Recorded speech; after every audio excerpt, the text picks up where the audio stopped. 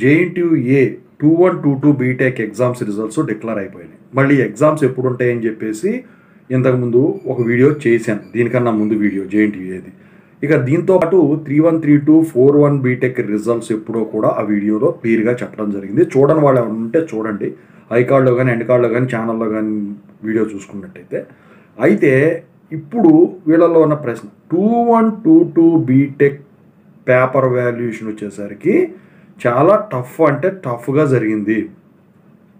అయితే పోల్ కూడా కండక్ట్ చేసాం. మరి ఈ 3132 41 బీటెక్ పేపర్ వాల్యుయేషన్ కూడా ఇంత చండాలంగా ఉంటుందా అని చెప్పేసి ఈ పేపర్ వాల్యుయేషన్ స్టేటస్ కోసం స్టూడెంట్స్ అడుగుతూ ఉన్నారు.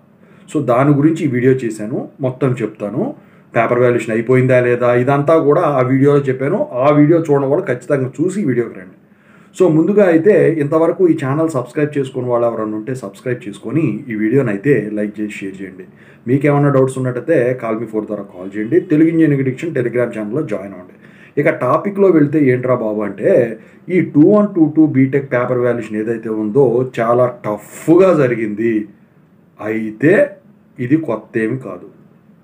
ఏంటంటే ఎప్పుడూ కూడా సెకండ్ ఇయర్ పేపర్ వాల్యుయేషన్ అలాగే జరుగుతుంది. దానికన్నా ఫస్ట్ ఇయర్ పేపర్ వాల్యుయేషన్ ఇంకా టఫ్గా జరిగిన రోజులు ఉన్నాయి.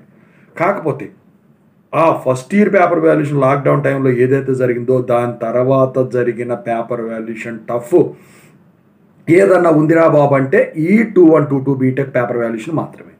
మరి 3132 B Tech paper valuation 41 B Tech paper valuation ఎలా జరిగిద్ది, ఎలా ఉంటుంది అంటే ముందు మీకు విషయం చెప్పాలి.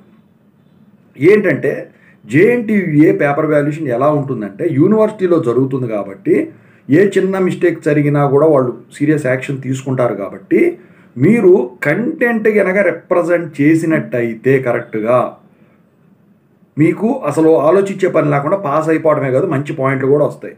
అయితే 2122 బీటెక్ అంత టఫ్గా ఈ పేపర్ వాల్యుయేషన్ జరుగుతుందా అంటే ఖచ్చితంగా అయితే అంత టఫ్గా అయితే ఉండదు. దానికి గల కారణం మీరు అనుకోవచ్చు, సార్ మరి ఇంతకుముందు మీరు ఒకసారి జేఎన్టీయూ ఏది ఈజీ మీడియం హార్డ్ అని ఉండదు రూల్స్ ప్రకారం జరుగుతాయి అన్నారు కదా అంటే నేను ఇప్పటికీ అదే చెప్తున్నా. కాకపోతే ఇక్కడ ఏంటంటే మీరు ఫస్ట్ ఇయర్లో దెబ్బతిని సెకండ్ ఇయర్కి వచ్చారు, సెకండ్ ఇయర్లో దెబ్బతిని థర్డ్ ఇయర్కి వచ్చారు. మళ్ళీ అదే మిస్టేక్ చేస్తే యు ఆర్ అన్ఫిట్. మీరు ఇప్పుడు నాకు తెలిసి తప్పులు సరిదిద్దుకుంటూ వచ్చి ఇప్పుడు ఎగ్జామ్ ఎలా రాయాలో మీకు ఒక అవగాహన వచ్చి ఉండాలి. ఓకేనా? సో దాని ప్రకారం చూసుకుంటే పేపర్ వాల్యుయేషన్ ఈజీ అనుకోండి, లేకపోతే మీరు కంటెంట్ రిప్రజెంట్ చేశారనుకోండి 3132 41 బీటెక్ పేపర్ వాల్యుయేషను ఈజీగా జరుగుతుంది అని చెప్పేసి మనం ఇప్పుడు చెప్పుకోవాల్సి ఉందన్నమాట. మీరు ఏమి రాయకుండా ఖాళీ పేపర్లు ఇచ్చి వచ్చినా ఏదో కంటి తుడుపు చర్యలాగా ఏదో రాసి వచ్చినా పాస్ మార్కులు అయితే రావండి.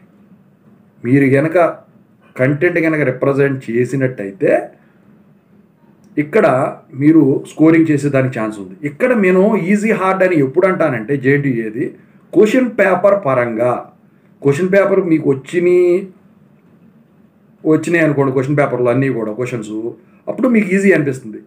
మీరు ఆ టాపిక్ ప్రిపేర్ అవునప్పుడు క్వశ్చన్స్ ఈజీ క్వశ్చన్ వచ్చినా కూడా మీకు పేపర్ టఫ్గానే అనిపిస్తుంది అన్నమాట. అంటే మీరు ఇక్కడ రిప్రజెంట్ చేసిన విధానంలోనే ఉంటుంది కంటెంట్ని. సో ఓవరాల్గా నేను చెప్పొచ్చేది ఏంటంటే 3132 41 బీటెక్ పేపర్ వాల్యుయేషన్ అయితే ఈజీగానే ఉంటుంది ఈ లెక్కలన్నీ సరి చూసుకుంటే. ఓకేనా? ఇదనమాట.